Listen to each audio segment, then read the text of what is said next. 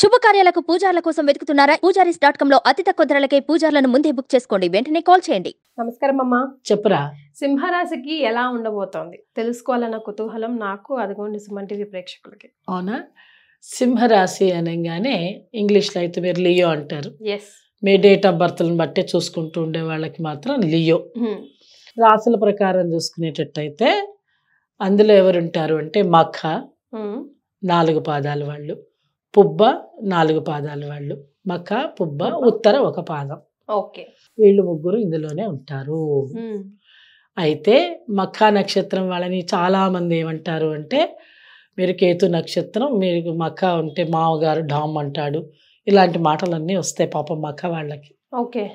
పుబ్బ వాళ్ళు మాత్రం శుక్ర నక్షత్రాలు. అంటే ఒకటే మామ ఎన్నిసార్లు ధమాలు అంటాను? అట్లా కాదు, మామగారి ఇబ్బందులు పెళ్ళిళ్ళప్పుడే చూస్తారు ఈ విషయం. అమ్మ నేను చేసుకుంటే ఆయన డామ్ అంటాడు, వద్దు తల్లి మఖ వద్దు మాకు అంటారు. మామగారు ఉన్న వాళ్ళు చేసుకోరు మఖ నక్షత్రం వాళ్ళని. ఆ తర్వాత చెప్తా ఇది ఎందుకు ఏమి అనేది, అంతా ఒత్తుదే, ఇవన్నీ మాటలు వచ్చాయి. తర్వాత పుబ్బ శుక్ర నక్షత్రం. వీళ్ళు ఎప్పుడు హావభావాలతోటి హ్యాపీగా ఉంటారు, ఎక్స్ప్రెసివ్. వీళ్ళు ఎక్కువగా లవ్ మ్యారేజెస్ అంటే ఎక్కువ ఇష్టపడతారు. ఓకే. ఉత్తర నక్షత్రం ఇది రవి నక్షత్రం కాబట్టి వీళ్ళు సానుకూలంగా ఉంటారు, ఎందుకంటే దాని ముందు నక్షత్రం వాళ్ళు వీళ్ళని ప్రోత్సహిస్తూ ఉంటారు. కారణం రవి రాశిలోనే ఉన్నాం, రవి స్వస్థానం సింహం అంటే. వాళ్ళు సింహరాశి యొక్క స్వభావమే ఎప్పుడు కూడా నెంబర్ 1 అది న్యూమరాలజీలో.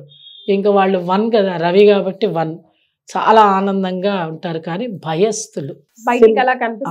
సింహం ఎలా ఉంటుందో నీకు తెలుసు కదా.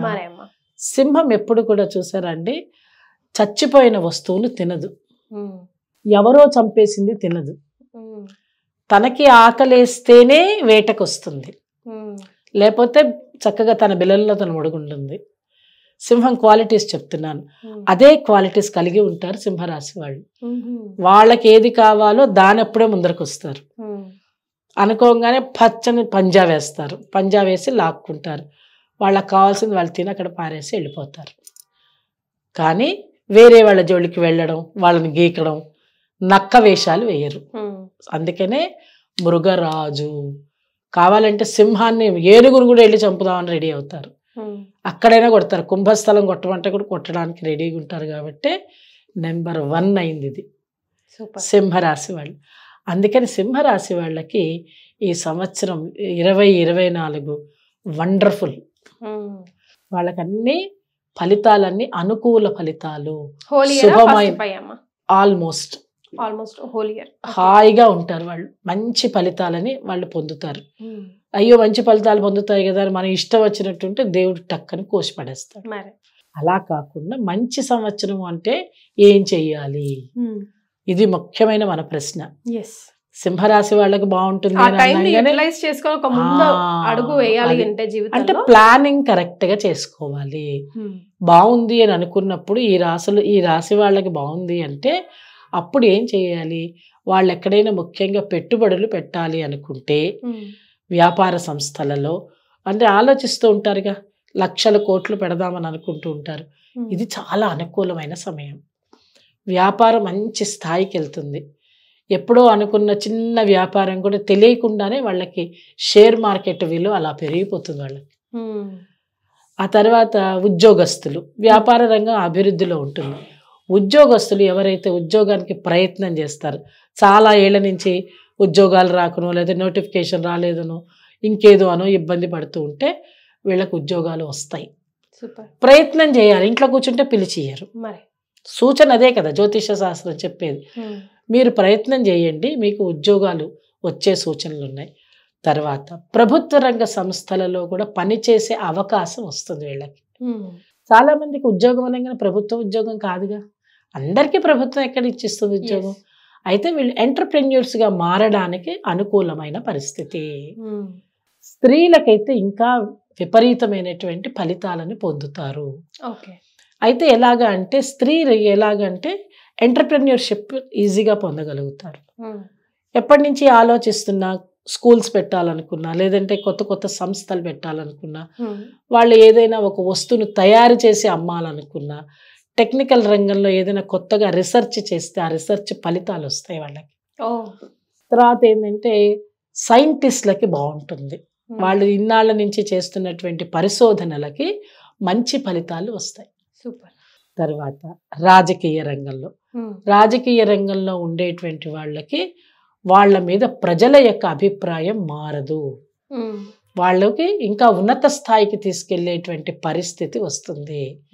వాళ్ళు ప్రతిపక్షంలో ఉన్నారా, రూలింగ్ పార్టీలో పాలక పక్షంలో ఉన్నారా అనే విషయం కాదు ఇక్కడ. ఎవరైతే రాజకీయ రంగంలో ఉంటారో వాళ్ళకందరికీ కూడా అనుకూలమైనటువంటి సమయము. సూపర్. పథకాలు ఏమైనా ఉంటే వాటిని చక్కగా ఇప్పుడు వాటిని చేయడానికి వీలుగా ఉంటుంది, అమలు పెట్టడానికి వీలు ఉంటుంది. అమలు పెట్టిన వాటిని చక్కగా దర్యాప్తు చేసుకుంటూ వాళ్ళు దానింబడే ఉంటే బాగుంటుంది. సూపర్. రెండవది ఏంటి అని అంటే సంతానార్థులు ఎప్పటి నుంచో వాళ్ళ ఆలోచనల్లో ఉన్నారు, లేదు వివాహం అవ్వంగానే సంతానం కావాలనుకునే వాళ్ళకు కూడా ఇది చాలా మంచి సంవత్సరం వాళ్ళకి. ఎవరైనా కలిసి వస్తుంది. ఆ తర్వాత ఆలోచనలు కొంతమందికి అసలు రావు, ఏం పర్వాలేదు మాకు ఇంకా రాదు పిల్లలు పుట్టరు అని అనుకునే వాళ్ళకి కూడా వాళ్ళు దత్తత తీసుకునే అవకాశాలు కనిపిస్తాయి. ఏదో ఒక రకంగా వాళ్ళ ఇంటికి సంతానం అనేది వస్తుంది. లేదు సరోగసి మదర్స్ వాళ్ళు ఎవరైనా ఉంటే వీళ్ళకి ఆలోచన వస్తుంది. టెస్ట్ ట్యూబ్ బేబీస్ అన్న ఇబ్బంది పడరు. కొంతమంది ఇళ్లలో పోట్లాటలు ఉంటాయి, మాకు వద్దు మనమే కనాలి అని అంటారు, అత్తగారు వాళ్ళు ఒప్పుకోకపోవడం, ఇలా అవేమీ కావు, వాళ్ళు చాలా సంతోషంగా ఉంటారు, యాక్సెప్టెన్స్ లభిస్తుంది. అందువల్ల ఏంటంటే ఎక్కడైనా సరే వాళ్ళకి అటువంటి ఆలోచనలు ఉన్న వాళ్ళు ఇప్పుడు దీన్ని ఉపయోగించుకోవచ్చు. తర్వాత పిల్లలు ఉంటారు, చంటి బిడ్డల ఆరోగ్యం బాగుంటుంది. ఆయాసాలు జలుబులు అలా ఉండి చికాకులు పెడుతూ ఉంటారు కదా, మంచిగా తట్టుకునే పరిస్థితి వస్తుంది వాళ్ళకి. మాటలు కొంచెం బాగా మాట్లాడే ప్రయత్నం చేయడం, అంటే స్పీచ్ థెరపిస్ట్లో ఉంటారనుకోండి, వాళ్ళకి కొంచెం అనుకూలత పెరుగుతుంది. సూపర్. అంటే చేయొచ్చు వాళ్ళు ఈ సంవత్సరం రోజులు వీటన్ని ఉపయోగించుకోవడానికి బాగుంటుంది. వీటన్నిటితో పాటు వీళ్ళు తప్పకుండా చేయవలసినది ఏంటి అని అంటే అమ్మవారికి బాగా పూజలు చేసుకోవాలి. ఖడ్గమాల స్తోత్ర పారాయణం కానీ దుర్గాదేవికి కానీ అనుకూలంగా చేసుకోవాలి. దుర్గాదేవికి మంచిగా మంచి పూజలు చేసుకోవాలి. చక్కగా పసుపు రంగు పువ్వులు కొన్ని రోజులు, ఎరుపు రంగు పువ్వులు కొన్ని రోజులు, అలాగ మార్చి మార్చి చేసుకోవాలి అమ్మవారికి పూజ. అలా చేసుకోవడం సరే. మనము దానం ధర్మం అనేది తప్పనిసరిగా చేసుకోవాలి. అయితే వీళ్ళకి ఆరోగ్యం వచ్చేసరికి ఏంటంటే నిత్యము వ్యాయామం కావాలి. అంటే యోగా సాధన కానీ, లేదంటే వాకింగ్ కానీ, లేదు వాళ్ళు ఏదైనా ఇంట్లోనే ఏదైనా ధ్యానం చేసుకోవడానికి సమయం పెట్టుకున్నట్టయితే కొంచెం ఆరోగ్యం స్థిమితపరచుకోవాలి. బంధువులతో జాగ్రత్తగా ఉండాలి. ఎప్పుడైనా మనం అనుకూలంగా ఉన్నామంటే బంధువులు వచ్చి ఎప్పుడైనా పుల్ల పెడతారు, కాదని లేదు. అలాంటి వాటికి జాగ్రత్తగా బాగుంది కదా అని మనము మర్చిపోయి వెనక్కి చూసుకోకుండా ఉండకూడదు. కాబట్టి ఎవరితో మాట్లాడుతున్నా పెద్దవాళ్ళ అభిప్రాయాలు తీసుకుని వాళ్ళ మాట మీద కనుక మీరు ఇల్లు నడుపుకున్నట్టయితే, పిల్లలైనా సరే మనమైనా సరే పెద్దల యొక్క అభిప్రాయాన్ని ఏకీభవిస్తూ వాళ్ళ సలహా సూచనల మేరకు కనుక మీరు ఏ పని చేసినా సఫలీకృతులవుతారు సింహరాశి వాళ్ళు. సూపర్. చాలా సంతోషం అమ్మా, ధన్యవాదాలు.